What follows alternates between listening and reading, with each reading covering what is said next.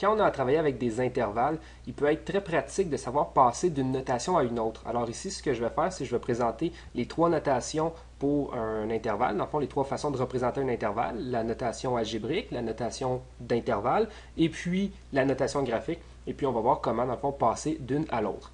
Alors, une première notation qu'on peut utiliser, c'est la notation ici algébrique. Alors, je vais donner un exemple. Par exemple, si on regarde cet exemple-ci. Alors, nous ici, l'intervalle que l'on veut, c'est toutes les valeurs de x qui sont comprises entre a et b, mais incluant a et incluant b, étant donné qu'ici, on a un signe d'égalité. Alors, qu'est-ce que ça veut dire? Ça veut dire que je veux prendre tout ce qui est compris entre a et b, et je veux inclure a et b. Alors, on va utiliser les crochets fermés pour dire que le a est inclus dans l'intervalle, ainsi que le b. La notation graphique, si on se dessine ici, par exemple, un axe réel, et disons qu'on indique que A se situe ici et B se situe ici. Alors, on veut prendre A, donc je vais mettre un point plein. On veut prendre B, je vais mettre un point plein. Bon, on veut prendre A et B étant donné qu'ils sont inclus dans l'intervalle. Et je veux tout ce qui est entre A et B. Donc, je veux de A à B, tout ce qu'il y a entre et inclure A et B. Alors, on a ici une notation algébrique, une notation d'intervalle et une notation graphique pour représenter le même ensemble.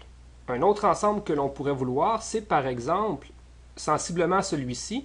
Cette fois-ci, on veut tous les nombres compris entre A et B, mais cette fois, on veut exclure A et on veut exclure B. Donc ici, la différence, c'est qu'on n'a pas mis le petit égal. Alors, on veut des valeurs de x strictement plus grandes que A, mais strictement plus petites que B. Alors, on veut tout ce qu'il y a entre A et B, excluant B et excluant A. Donc ici, on va mettre des crochets ouverts. Alors, pour la notation graphique, c'est sensiblement la même chose. Par contre, pour indiquer que je ne veux pas A ni B, au lieu de mettre des points pleins, je vais mettre des points vides. Comme ceci. Alors ici, je veux tout ce qui est compris entre A et B, mais je ne veux pas A ni B. Donc, à l'aide de ces deux exemples-là, on peut créer d'autres ensembles. Par exemple, je pourrais vouloir quelque chose qui ressemble à ceci, c'est-à-dire je veux tout ce qui est entre A et B, je veux inclure A, mais je veux exclure B. Alors, bien entendu, la façon de noter ça graphiquement, on se fait un axe réel, on a A ici, on a B ici, je veux A, je ne veux pas B, et je veux tout ce qu'il y a entre les deux. Donc, si je peux faire ce type d'intervalle-là, je peux bien entendu faire celui-ci, donc prendre des valeurs strictement plus grandes que A et strictement plus petites ou égales à B.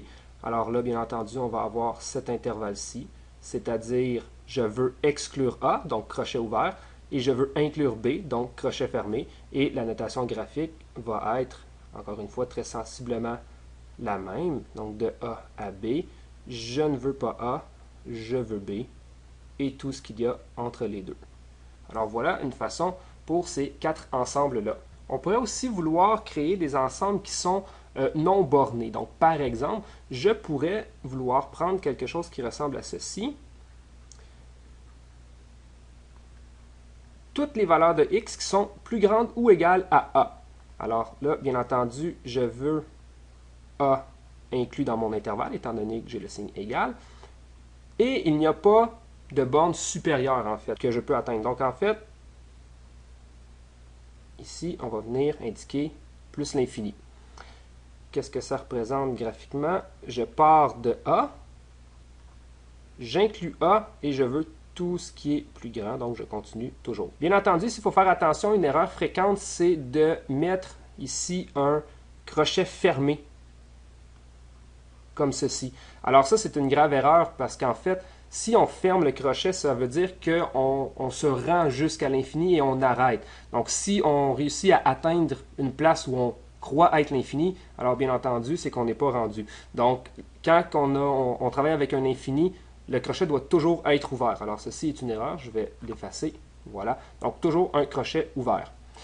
Donc là, je viens de créer cet intervalle-ci. Je pourrais créer de façon similaire celui-ci. Alors, je ne veux pas inclure A et il n'est pas borné. Alors, je vais ici mettre un plus infini. Alors c'est sensiblement la même chose, sauf que la différence, c'est que je vais avoir ici un point ouvert pour noter mon intervalle.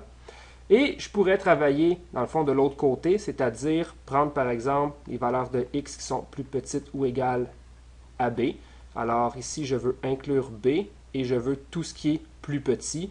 Alors, on va aller vers l'infini, mais de l'autre côté, encore une fois, crochet ouvert. Et notre représentation graphique, cette fois-ci, va ressembler à ceci.